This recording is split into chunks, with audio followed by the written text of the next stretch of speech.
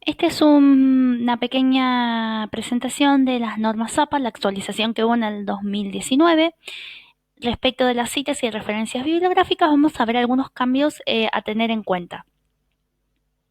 En primer lugar, ¿qué entendemos por cita bibliográfica en normas APA? Bien, las normas APA establecen que las citas bibliográficas son cuando transcribimos textualmente o en nuestras palabras las ideas de un autor, las usamos dentro del texto de un trabajo académico y fundamentamos ideas o puntos de vista. Los datos que usamos en este tipo de citas son el autor o los autores de la obra, el año de la publicación del recurso y el número de la página.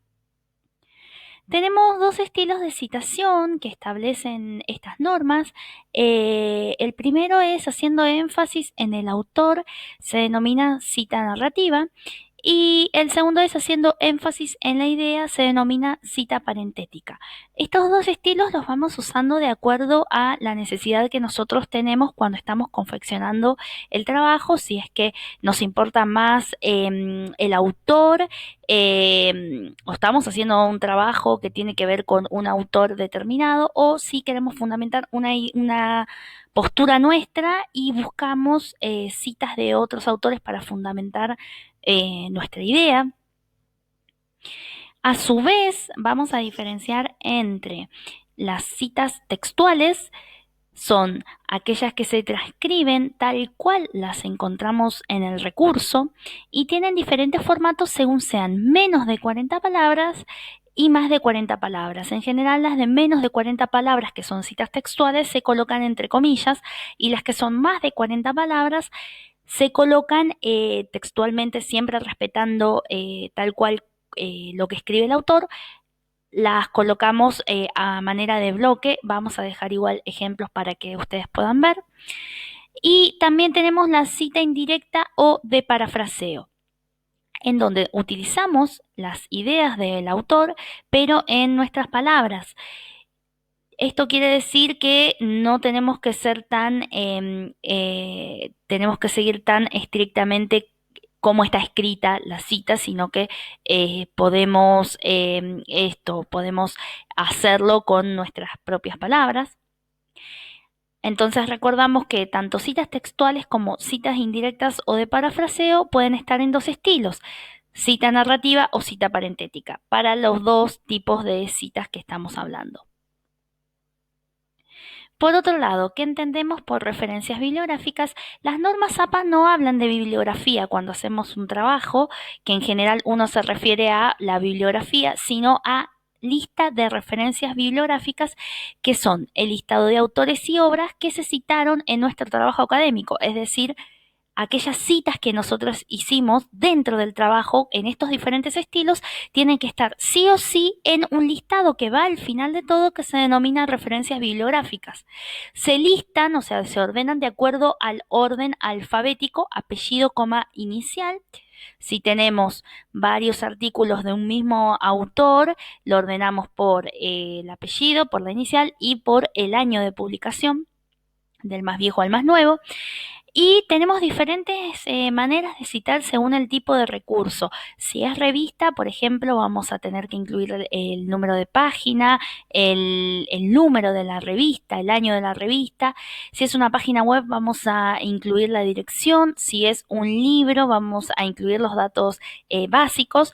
Pero en general siguen esta regla: apellido, coma, inicial, entre paréntesis el año, el título del recurso, que va en ese estilo de letra cursiva, y la editorial o la fuente del recurso. Bien, vamos a tener algunos cambios a partir de la actualización del 2019. Esta actualización abarca todo lo que es información digital, información en línea, por lo que establece es que ya no se va a indicar recuperado de cuando estamos agregando la fuente de un recurso online en nuestras referencias. Antes lo que hacíamos era agregar a lo último de la cita recuperado de dos puntos y la dirección de internet. Esto ya no sería necesario. Con poner el título de la página, como vemos en el ejemplo, 2 puntos y la dirección ya es suficiente. Otro cambio es que la fecha de consulta respecto de todo lo que es información en línea, páginas web, etcétera, solo se va a indicar cuando el contenido no tiene fecha de publicación. Si no encontramos ningún año que haga referencia a cuándo se escribió ese artículo o esa página o esa nota, sí vamos a poner la fecha de consulta, o sea, el día que nosotros entramos a consultar esa fuente, que anteriormente era obligatorio poner la fecha de consulta. Además, vamos a poder incluir hasta 20 autores en la lista de referencias bibliográficas, o sea, hasta 20 autores en cada referencia bibliográfica. Cuando nosotros antes teníamos que citar algún trabajo colaborativo, podíamos mencionar hasta 8, y si eran más de 8 íbamos a poner los 6 primeros, puntos suspensivos y el último autor. Esto es muy importante porque en una época donde fluye tanto la información y hay muchísimo trabajo colaborativo, es importante tener en cuenta que vamos a poder incluir esos autores que quizás antes los teníamos que obviar y que quizás seguramente eran tan importantes como los primeros autores que mencionábamos. Por otra parte, en las citas del trabajo, o sea, estamos hablando de las citas bibliográficas que van dentro del trabajo académico, vamos a mencionar el primer autor seguido de et al. Si es más de un autor que nosotros estamos citando en el trabajo, que es el autor de un trabajo, con poner et al, el año, ya estaríamos cumpliendo con las reglas. Por otra parte, como les mencionaba al principio, se incluyen distintos tipos de fuentes en línea. También vamos a tener cómo citar episodios de podcast, cómo citar publicaciones incluso en redes sociales, y también videos de YouTube, ya sea tutoriales, documentales, videos explicativos, etcétera.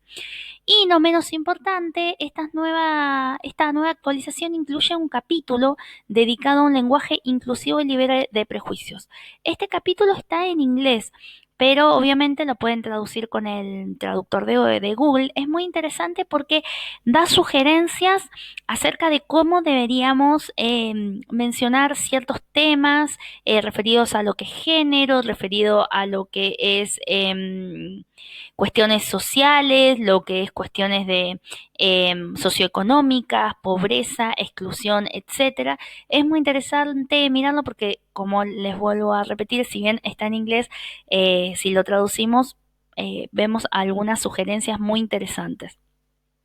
Por último, les dejo las referencias bibliográficas de esta presentación.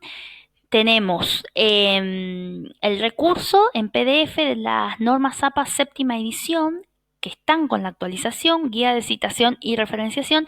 Lo hizo la Universidad Central de Colombia. Haciendo clic lo pueden descargar para tenerlo como recurso.